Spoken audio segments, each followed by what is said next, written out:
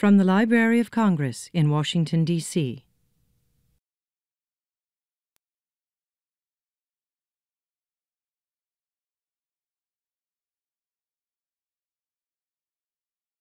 So now it is my sincere pleasure to introduce Leanne Potter, who will be speaking to you about what's new from the Library of Congress. A little bit about Leanne. She leads a dynamic team committed to developing educational programs and materials based on primary sources.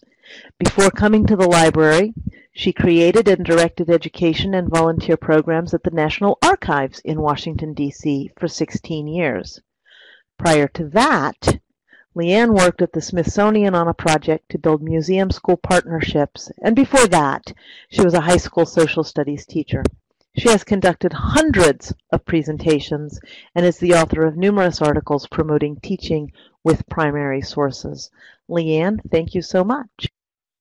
Thanks so much. And Cheryl, I have to say, I love it when you use that introduction and you indicate that I lead a dynamic team, knowing full well that you are absolutely a part of that dynamic team. So thanks for the introduction. And to all of you, thanks so much for being here. I especially appreciate those of you who've spent the entire day teaching and have made a commitment to your own professional development in the evening.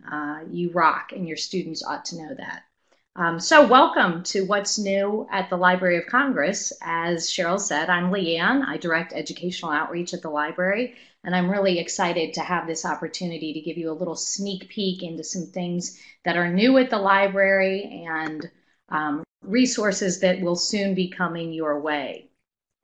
To get the ball rolling and to make sure that the chat function is working, which I obviously see that it is because now I know where you are all sitting. I hope you're all in your slippers, by the way. I'd like you to use the chat function, and a few of you could just chime in and tell me what the word new means to you. When I say new, Rachel, it's great that you're in your robe. I've got my slippers on, I have to admit. When I think of the word new, mostly what I think of is what you had in mind. I think of new and improved and new and different, new meaning unusual, or not existing before, or recently discovered, or just beginning. And I suspect that your interest in this session had something to do with the word new. We all do seem to like things that are new. And there's a lot of talk about things that are new or just beginning in terms of things going on at the library. Resources, programs, and more. And in the next 40 minutes, I plan to tell you about a wide variety of them. Got a couple of objectives tonight. I'd like to spend some time describing the Teaching with Primary Sources philosophy, have you participate in a primary source analysis activity, identify some new materials, and describe some new programs and collaborations. And my real hope is that you won't just keep them to yourself, but you'll share them with others during and after the session. I know many of you are already familiar with the Teaching with Primary Sources philosophy, but in a nutshell, we at the library believe that primary sources are powerful teaching tools. They can inspire, fascinate, and engage learners of all ages in every subject. And I'm going to show you some of that tonight. So you're going to put your thinking caps on. I'm going to show you a very interesting source from the library's collection. I went to the library's website, and as I was thinking about this session, I simply typed in what's new. And what came up was this source. And I thought you'd spend a little bit of time looking at it, focus your attention on it for a couple of minutes. And if you could indicate, or in the chat there, to type what you observe, what you think this is, if you'd indicate what you see, what you think, and what you wonder.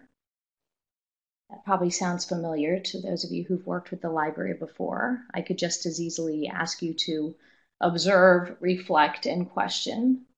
And I've got a really good reason for sharing this one with you. Yes, Kristen, you're right. It is a cover page to some sheet music. Matt wants to go dancing. This is great. A musical piece in 3/4 time. Love it. Turn of the century. Ah, I love this. What makes you think it's the turn of the century? I'm just curious. Is it the font, or can you read the fine print? Good, there you go. Guys are good. And by the way, everything on all my slides, I have hyperlinked everything. So if you start clicking, you will end up, with the sources themselves. And know that this session is being recorded, so you can certainly go back to it and poke around some more.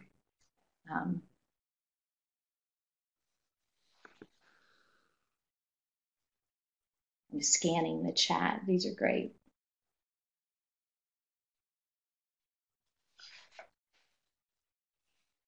So here's that primary source analysis tool that I was making reference to that's available on the library's website. For those of you who are not familiar with it, the questions about observing and reflecting and questioning are on the sheet and really does serve as a nice way for students who are just getting used to working with primary sources to focus their attention. Let me tell you a little bit about this. So here's the bibliographic record for that piece of sheet music, and from it, we do learn that it is a piece of sheet music. It was published at the tail end of the 1800s, and it was published by a company in Philadelphia. But when you look at the this particular bibliographic record, there's a section I want you to note, and it's right over here in this little area over here. It says that it's part of a particular collection, and it says that it is part of the Songs of America. I'm wondering if any of you have poked around the Songs of America collection. I want to tell you about it. It launched about a year ago, and it is truly a treasure trove of resources. In addition to sheet music, like this one, there are also recordings and short videos that feature curators from the library. As the site says, it allows you to see and hear American history through song. And like I said, if any of you have explored the Songs of America, I'd love you to indicate in the chat what you found. My favorite item in the Songs of America site falls under a section called Articles and Essays, right in this area. There are these curator talks that I mentioned.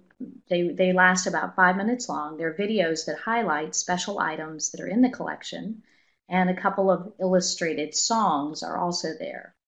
One of those illustrated songs, what they've done is they've taken a recording and they have augmented it with images of sources from across the library's collection.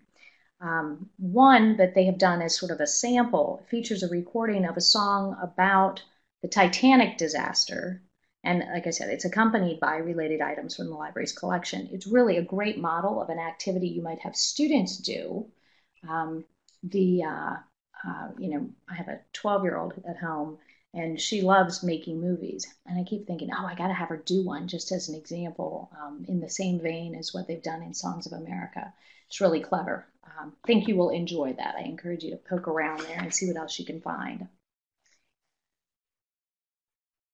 During our Summer Teacher Institute this past summer, we hold an open house. And during the open house, colleagues from across the library are invited to meet our teachers and share ideas and resources with them.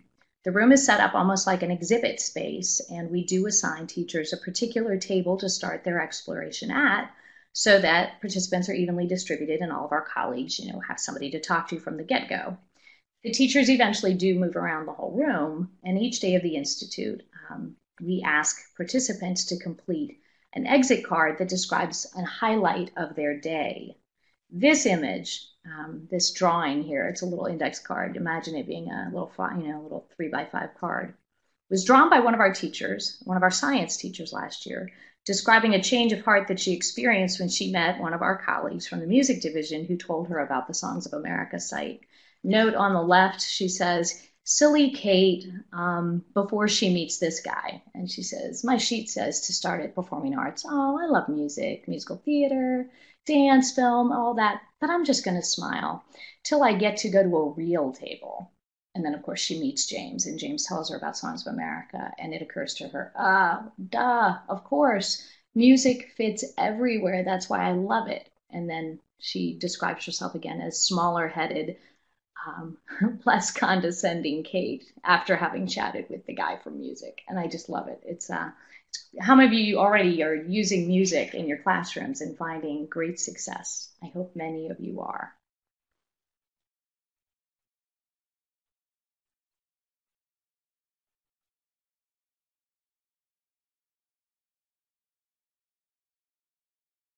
I'm scanning the chat area. These are great. Cheryl, thanks for including Deanna for including the links. These are great. Good observations. Yeah. Awesome.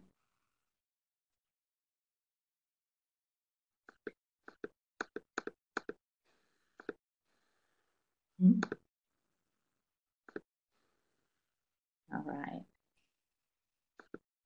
So I wanted to start this session with the What's New Waltz sheet music, not only to tell you about the Songs of America collection, but also to tell you about an effort involving the library's educational outreach team and a few of the professional organizations that serve teachers. We recently began writing a regular feature in the journals of the National Association for Music Education, the National Council for the Social Studies, and the National Science Teachers Association. We are also writing periodically for other publications, including Cobblestone Magazine, which is published by Cricket Media, the National History Day Teacher's Guide. You may have seen some of our materials, as well as materials that are supporting the NCSS C3 framework. I hope you've noticed some of these articles, and I am also curious if there are other journals we ought to be writing for. Are any of you subscribing to other journals or are members of other professional associations and you think, oh, the library absolutely needs to have a presence among some of these other resources?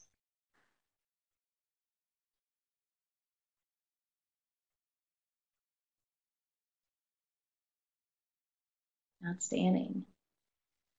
Again, scanning this chat area. Stephanie, I'm delighted that you're participating. I'm anxious to hear what you think of Songs of America.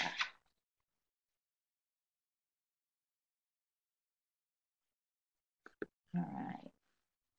A couple of minutes ago, when we were looking at this piece of sheet music, I asked you to observe, reflect, and question, and you may have noticed that I also asked you, what do you see, what do you think, and what do you wonder? My team has been working on some new primary source analysis tools. One of them is specifically for very young students.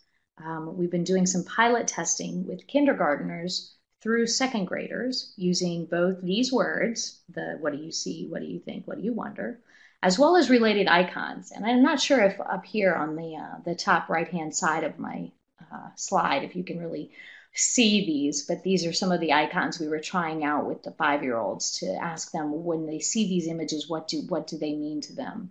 And we were pretty happy that think was something that came to their minds.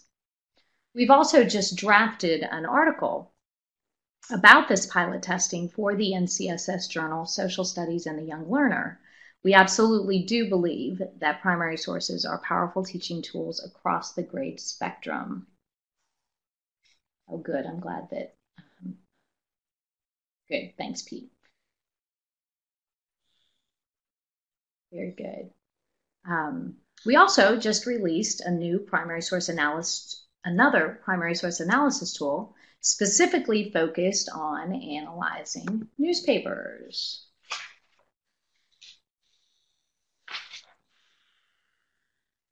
Again, the links are hot, so if you click on it, you'll end up on the teacher's page, and you'll see the teacher's guide as well as the student iteration. Speaking of newspapers, we came out with the analysis tool just in time for Chronicling America to celebrate its 1 millionth page. Many of you are already familiar with Chronicling America. It is really an amazing website that is supported by both the Library of Congress and the National Endowment for the Humanities. What's new with Chronicling America is that the site did just post its 10 millionth page, and on the site you can, like it says, you can search America's historic newspaper pages from 1836 to 1922, or use the U.S. newspaper directory to find information about American newspapers that were published between 1690 and the present. Cindy, I'm with you. I love, love, love Chronicling America. I encourage all of you to check out tomorrow evening's 6 o'clock p.m. session as part of our online conference. It's entitled Teaching with Historical Newspapers, and it is being presented by one of our colleagues who works in the periodicals division at the library, describing Chronicling America. Just for fun, when I was preparing this, I did a search on October 27th, today's date, and stumbled on this complete Sunday magazine of the New York Tribune featuring Mark Twain's autobiography. I thought it was great. Those of you who've used Chronicling, I'd love to hear your experiences. If you want to type in the chat area and describe some of the things that you and your students have done, that would be great. Oh, and Rachel, thank you for the suggestion about the school library journal. Great suggestion. I find Chronicling America to be just extraordinary. And what's amazing is when you're in Chronicling America, you can do full text searches of what's in these historic newspapers. And you can search on not only historical events and famous people's names, but every now and then, I was going to a family reunion earlier this summer, and I did a search on our family name and the location where some ancestors had lived, and was really quite tickled to find some pretty good information in these old newspapers about family members and their travels and so forth. But the other day, I was in Chronicling America, and in addition to the articles that we find in the newspaper, old newspapers have terrific advertisements, as you know, and they have fabulous cartoons and images. And I was doing a search on children's books, and I came across this ad from the Omaha Daily Bee. Anybody out there in Nebraska? It's the Omaha newspaper, December the 8th, 1912. And one of the books that it was promoting for little folks was a book called The Rocket Book. And I know it's really small, you probably can't see it here, but in this little section, the book called The Rocket Book was being promoted. And the reason I got all excited about it is because the Rocket Book is in the library's collection, and it has recently been digitized. And it's available at Read.gov, a special section of the library's website that is supported by the library's Center for the Book, along with many other classic children's books. I see that a bunch of you are typing, so I'm going to pause for a minute. The rest of you can write down things about, oh, wow, that's fabulous. I didn't know there were children's books. There you go.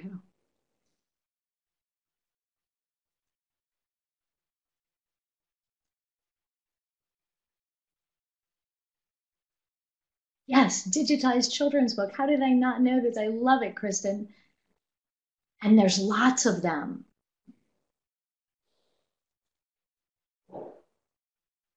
And not only are they available through read.gov, they are also, we've got a new Library of Congress presence on Pinterest, and quite a few of the children's books are also available through Pinterest. And the formatting is a little bit different, but the scans, of course, are the same. Oh, I love this. You guys are liking these children's books. This is good.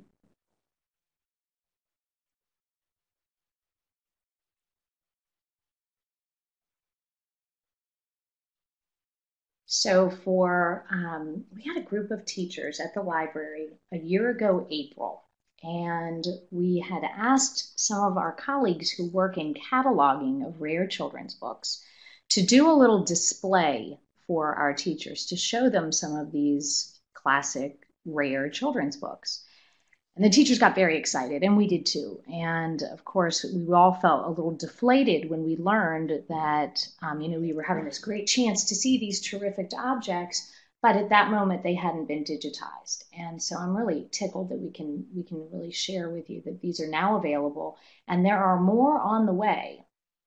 Yes, they are absolutely available to download. Everything that the library is digitizing in terms of the classic children's books are books that are beyond copyright, so we don't have to worry about any restrictions on them. And we're also trying to find some new ways to make them available. I mentioned earlier that we've been doing some writing for Cobblestone Magazine, which is an imprint of Cricket Media. And Cricket Media has an app that's available called Storybug. And we've been having some great conversations with them about getting some of these children's books available through that app so that folks can use them, the way we use electronic books, as opposed to simply using them as scans on a website. So be on the lookout for that. We're hoping that that will happen sooner rather than later. Very good.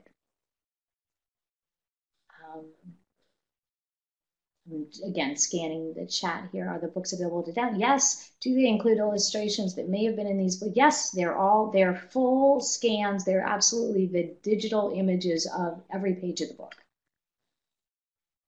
This is great. Miriam, I'm glad you're going to share. Awesome. Maybe we will revitalize some of these fabulous children's books. And I have to say, that Rocket book is really very clever. You're going to love it. So that can be your bedtime story tonight. Hey, there's an idea, Cheryl. We could start doing bedtime stories for teachers on webinars. Okay, speaking of ebooks and social media channels, this past school year, we published 12 free student discovery sets. And these are ebooks available through the iBookstore. They feature primary sources from the library's collections that have all been included in our popular primary source sets that are on the library's teachers page. So if you're already familiar with the primary source sets, the student discovery sets are kind of student iterations. And we know that a lot of teachers were using the primary source sets in some pretty tangible ways where teachers would download or print out the images of the specific documents they intended to share with their students. And we got more and more requests for resources for teachers who were teaching in classrooms where tablets were being used. So that's exactly what these ebooks are. They are the same primary source sets, only on the student discovery sets, they don't include the teacher's guide. So all they are the documents that you want your students to share and work with. And we've added some functionality to the ebooks that make them quite a bit interactive. We've got a function where students can annotate the primary sources. They can also take notes on them, and they can capture what they're doing and email their notes back to their teachers. We're very excited about these ebooks and fully intend to be making more of them available. Some of the titles include the Great Depression, the Harlem Renaissance. There's one on symbols of America. The most popular one, I'm happy to report, is the one on the Constitution. And we do hope to make them available for Android devices in the coming school year.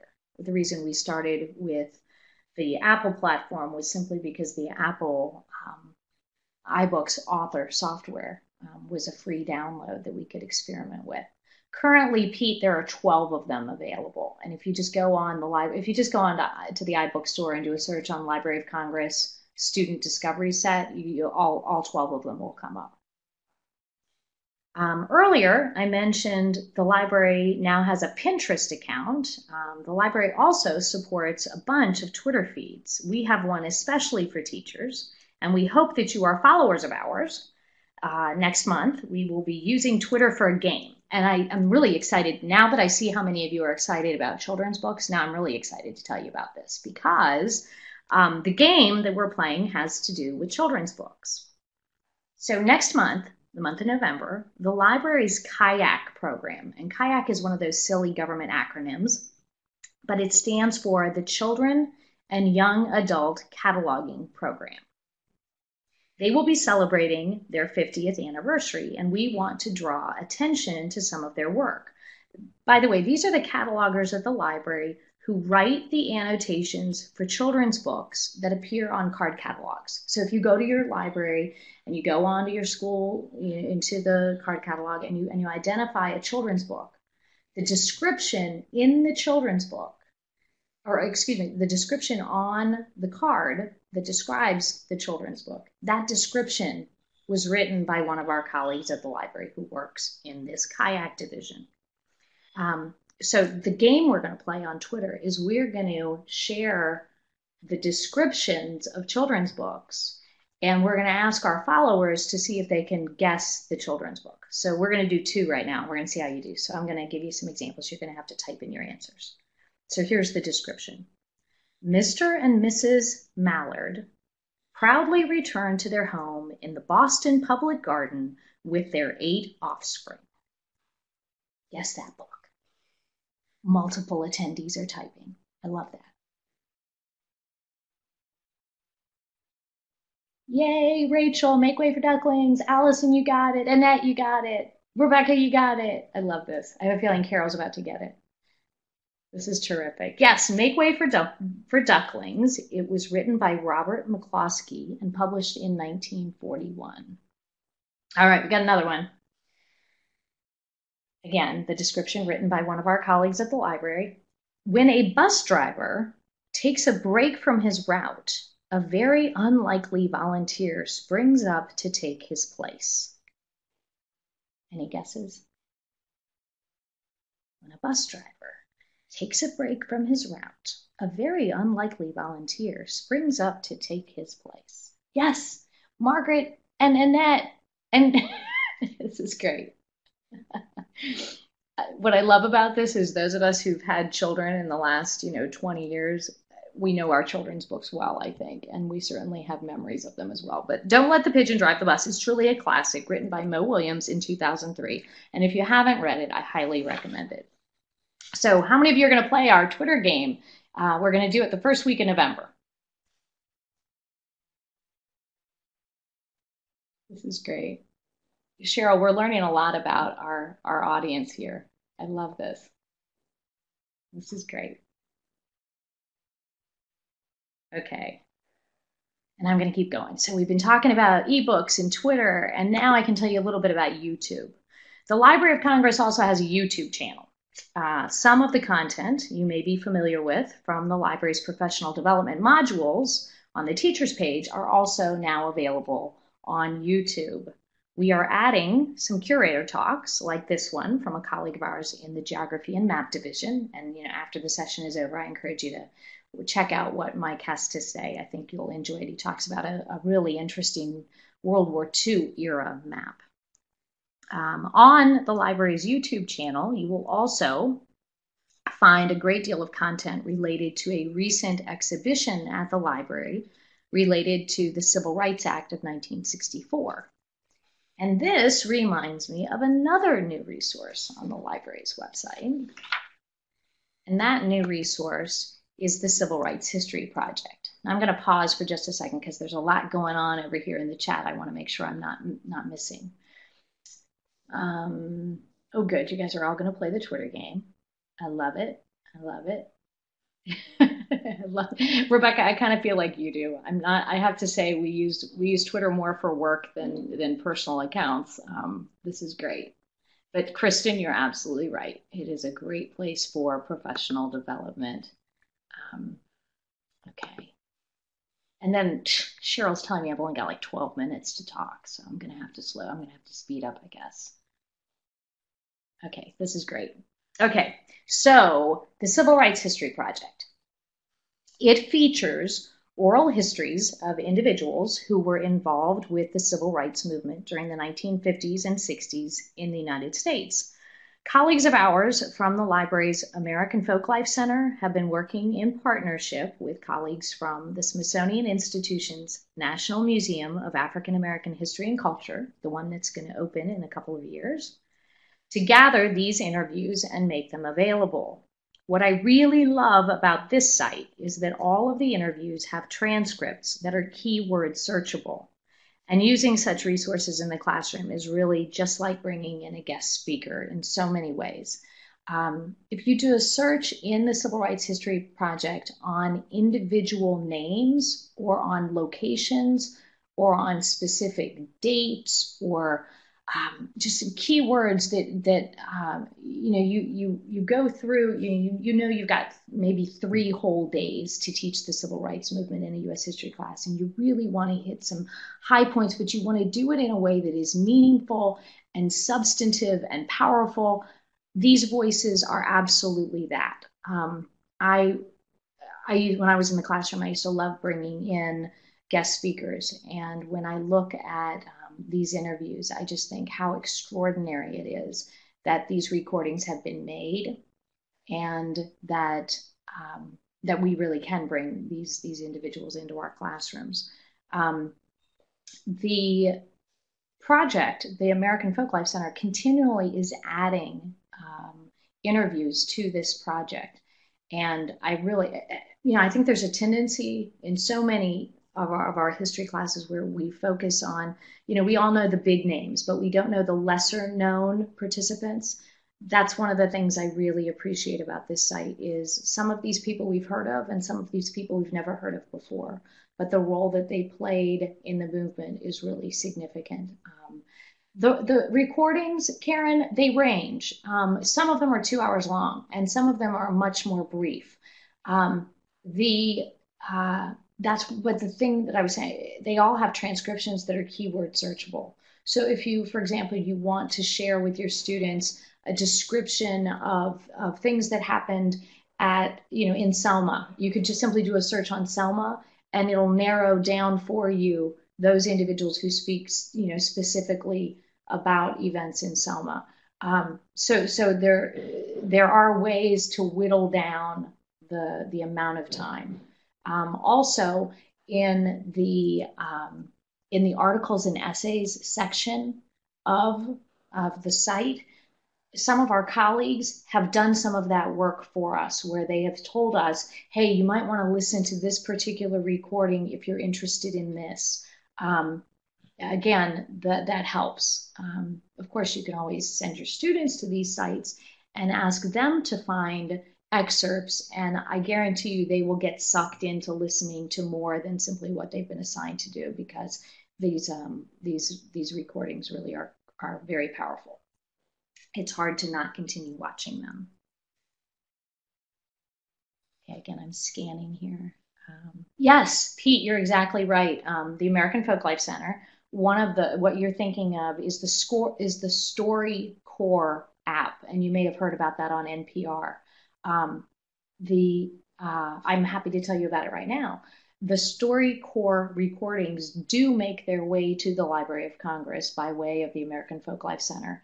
And StoryCorps is encouraging everyone this Thanksgiving to use their new app and interview family members over the Thanksgiving Day dinner table. And it really is a great idea. I think I may actually be roping my parents into doing that, so I'll just give them a heads up at some point. Excellent. All right. So back to the topic of these firsthand accounts. The Rosa Parks collection came to the Library of Congress last November, and our colleagues who work in prints and photographs and who work in the manuscript division have been working really hard to get these materials processed and ready for researchers. Right now, the photographs and the manuscripts are available to researchers in the reading rooms, and all of the materials are being digitized. We did a summer teacher institute this past summer focused on civil rights, and we had hoped that, of course, the whole collection would have been digitized in time, and that was a little too ambitious. But fortunately, we were able to describe what our real hopes were, and we were able to get a subset of the much larger collection available as a special primary source set.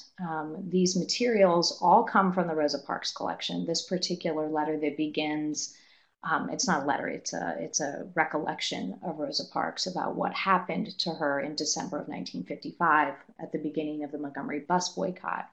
And she writes, "I had been pushed around all my life, and I felt at this moment that I couldn't take it anymore."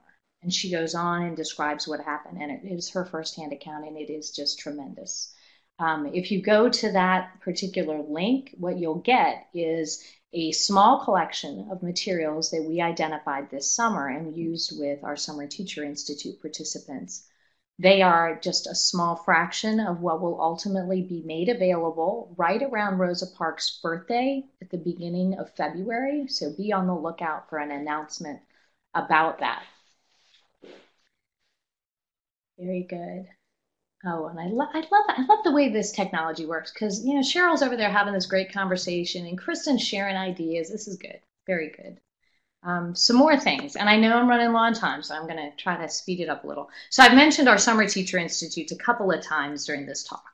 These images do a good job of illustrating some of the elements of all of our institutes. We try to get our teachers up close and personal with the collections. That image at the top are some science teachers who are pretty much blown away by primary sources, and I have to say I just love that, because some of you who know me know that I'm trying to infiltrate science classes with good history, and we have colleagues who are absolutely on board with this effort.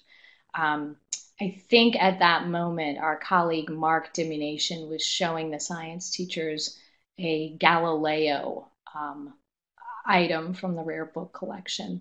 You also see in those images our teachers working collaboratively, working on an activity there that involves some maps, and we do lots of sharing, and there are extraordinary opportunities that just to connect with other teachers and to learn about the library's resources and some strategies to use in the classroom.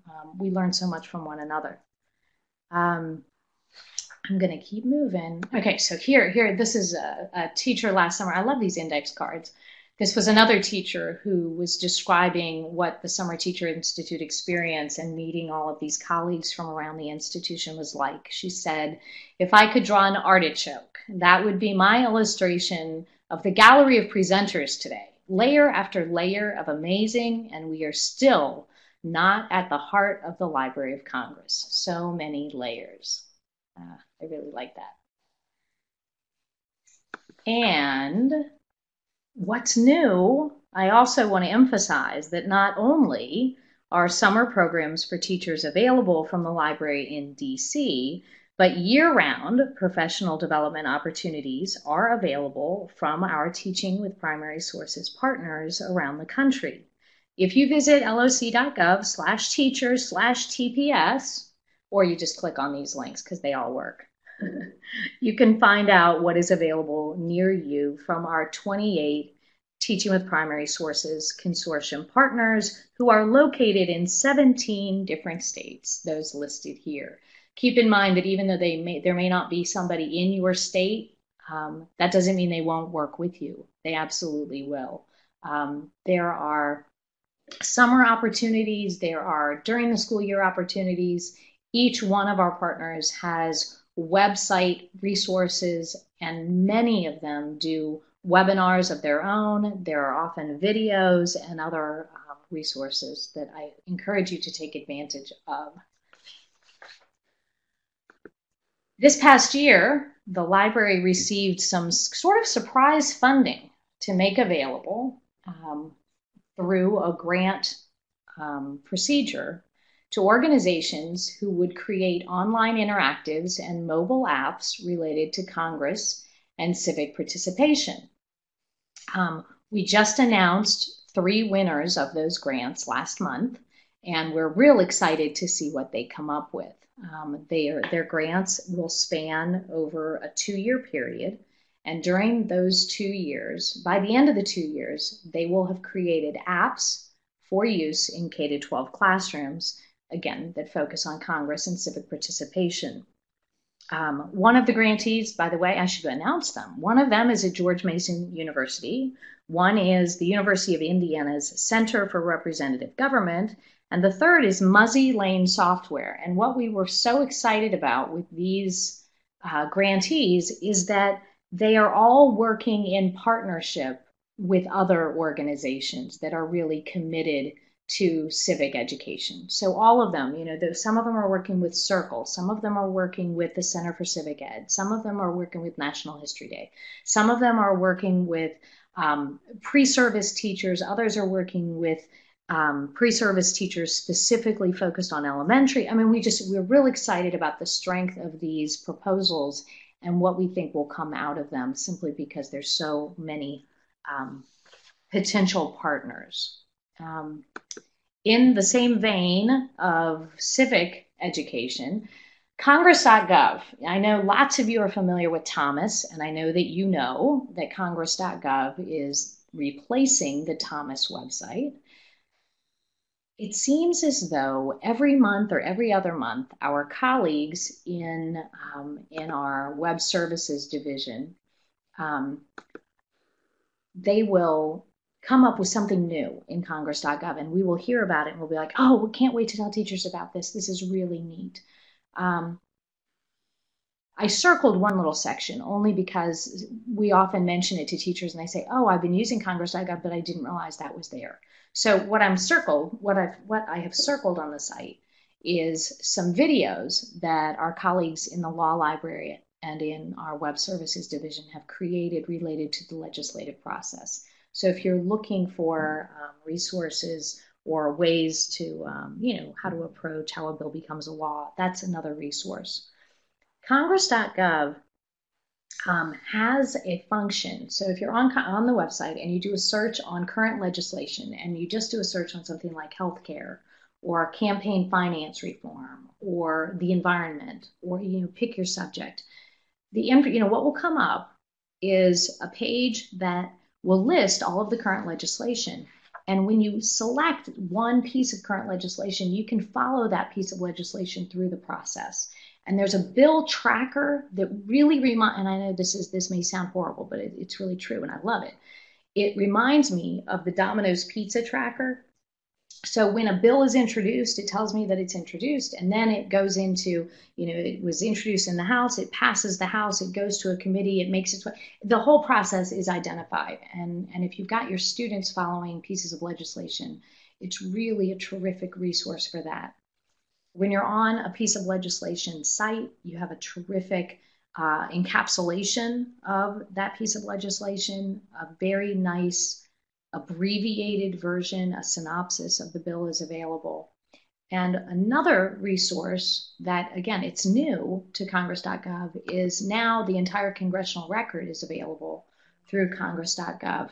And you can search the congressional record, again, by topic, by date, and so forth. And we had a couple of our teachers during the Summer Teacher Institute mentioned in the congressional record this summer, and we all got a kick out of seeing them in there, and we could use them as an example of what fascinating information you can find in the congressional record. We have 2 teachers in residence working with our team this year, and they are dynamite. Up on the top right-hand side is Trey Smith. He's a science teacher from the Philadelphia area. And Tom Bober is on the left, and he is a elementary school librarian from Clayton, Missouri, and they are both absolutely terrific. Tom is focusing his attention on audiovisual resources, and Trey is focusing his attention on science resources.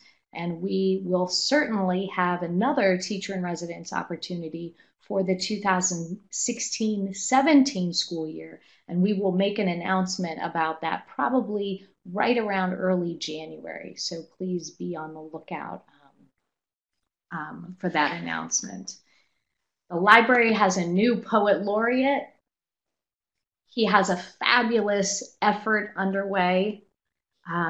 His project, La Casa de Colores, invites all Americans to contribute a verse to an epic poem about the American experience. Again, another terrific opportunity, brand new from the library. As of, I think, 2 weeks ago, the Alan Lomax collection is now available on the library's website. This particular object is a piece of correspondence from Woody Guthrie to Alan Lomax that caught my eye. And if you want to continue finding out what's new at the library, be sure to go to loc.gov. And on the far left-hand side where it says news from the library, you can just scan press releases almost on a daily basis to find out what new collections and new opportunities are available. And I see what Marcy is suggesting. She wants me to see that link again. Yes, the link for the Poet Laureate. If you just go to loc.gov poetry, that'll get you straight to Juan Felipe Herrera's site and the La Casa de Colores opportunity. And again, this entire presentation will be available as a recording in just a couple of days, so you can certainly come back and refer to it as well. Finally, we are doing lots of collaborating at the library. We have a small staff, but we work very effectively with partners on the outside who have very similar missions to our own of reaching teachers with high quality resources and opportunities, including Teaching Tolerance and National History Day, the Civic Renewal Network, Share My Lesson, and down there you see National Geographic. We're going to work with colleagues at National Geographic on a special issue of social ed related to teaching geography with primary sources that we hope you'll be on the lookout for. So thank you, everyone, for joining, for participating, for the lively and wonderful discussion. Thank you, Leanne, for such a rich and wonderful, speedy tour through what's new from the Library of Congress. We have a 3-question survey. The link on the screen is hot, and I'm pushing it out through the chat. It does help us shape our programming if you could take the time to answer those 3 questions. For completing this session, you have earned a certificate for 1 instructional hour, and look for an email within 5 business days with directions to access that. Thank you so much for joining, and this session is ended. Bye-bye, everybody. Everyone, this was fun. I admire your tenacity sticking with us. Thanks. This has been a presentation of the Library of Congress.